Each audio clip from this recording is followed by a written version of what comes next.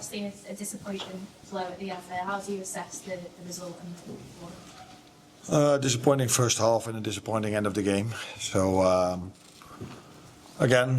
once again, credits to Palace because I don't know, one of them is the Charity Shields, but it's not the first time we lose against them, although the first time was on penalties. We've played each other 4 times since I'm here.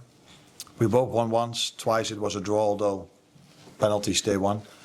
So it tells you how difficult it is for us, but not only for us, for every team in the league to beat them. And that's what we could see today. They deserve to be up 2 or 3 goals in the first half. Created 3, 4 very good chances. We were lucky that Alisson helped us. But yeah, in the end of the game, I think the second half was much better performance from us. We created chances, which not many teams do here, or if Palace plays away, it's very hard to create a chance. We created quite a lot. Took a while for us to score a goal. And when we did, limited time to play, and to concede another set-piece goal is then as disappointing as our first half was. What were your thoughts on it? Were you just going over the wing at that point? Now we had a lot of attacking players in our lineup at that moment of time, but I don't think many things happened in the extra time. It was, by the way, the extra time of the extra time when we conceded, which I think was fair because they made a substitution. So then you add half a minute extra. And then I don't know exactly when they scored, but I assume that was between 96 and 30 seconds. So yeah, then we can only blame ourselves by defending is the way we did. So one of our players decided to run out because he wanted to play a counter-attack, which was of no use because time was up. So it was only about defending. So yeah, maybe we were too offensively minded. Not we, one player was too offensively minded in that moment, which led to them scoring the winner, us losing the game. You conceded 2 goals from set pieces. Is that a big concern for you going forward? Nah, against Newcastle we conceded 2 set pieces. They were the only 2 chances they might have had in that game. Today they had more than only 2 set piece goals. Yeah, no, they didn't score more, but they had chances from open play, from transition. So there were more things not to like today than only defending the set pieces. The good thing was that in the other moments Alisson saved us. Palace have a few threats. Set pieces are one of them, but counter-attack and balls in behind are the number 2 and 3. And from all these situations, they've created a lot of chances. And what I said, we were able to create quite a lot against a Palace team, which hardly ever concedes a chance.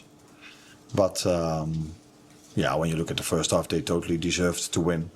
In the second half, I think it was a much better performance from us. And then, If one team deserved to win today, I think it was Palace. Second row here. You mentioned before yesterday that playing Isak for 90 minutes wouldn't have been smart. He obviously played at 84 today. What did you make of the performance and how do you look at that? Yeah, that had a lot to do with the low intensity of the game. If you face a low block, 10 players in and around their own 18-yard box, when they have to do build-up, the goalkeeper takes a little bit of time before he kicks it long. Yeah, then there's hardly any intensity in the game. So in a more open game where both teams want to press high and want to do build-up and you have to run a lot as a 9 to press the other team, then you might not play in for 84. But in a game like this, which was low tempo, I think I can say that, with some bursts of counter-attacks from them. But there your number 9 is mainly not so involved in. He was close to a goal. He was very honest to stay on his feet. He got a little bit of a shirt pull. And that's why he was unbalanced when he had to shoot.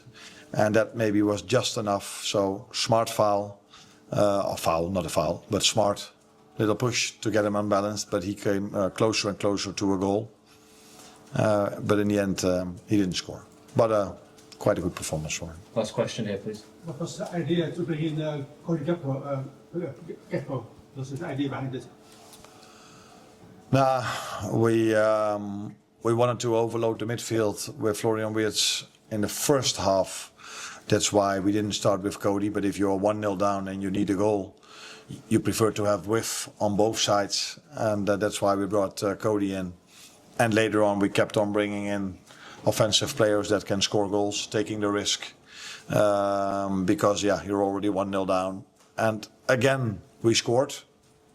Maybe deserved is maybe a lot to say, but if you base only on the second half and the chances we had, because we were just discussing Isak, Florian Wirtz had, of course, a very big chance as well. We were closer and closer to scoring a goal.